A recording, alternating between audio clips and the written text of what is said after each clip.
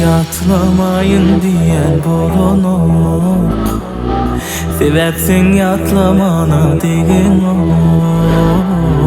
Oturdu barda ikimiz için, kadir bilmezin dost yar bolonok.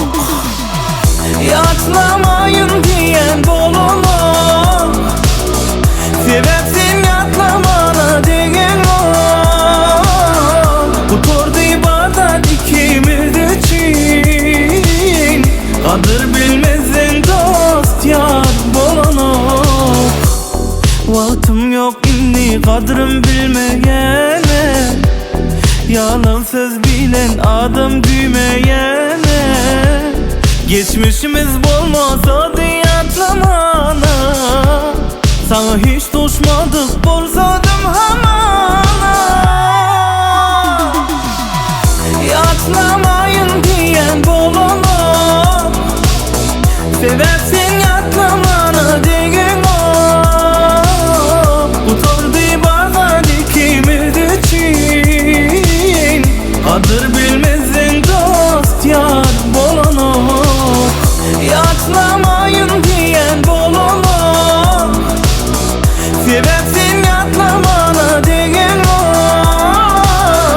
Oturdu barda ikimiz için, kadir bilmezin dost yar bolonok.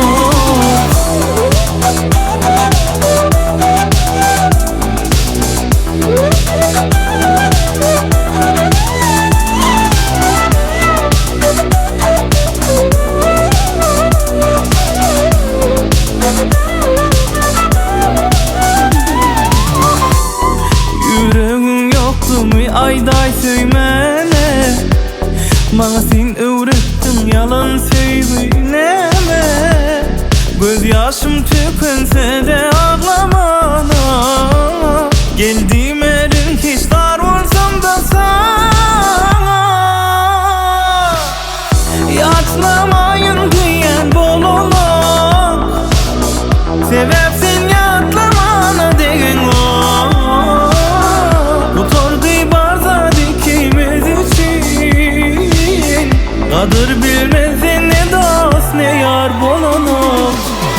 Yatlamayın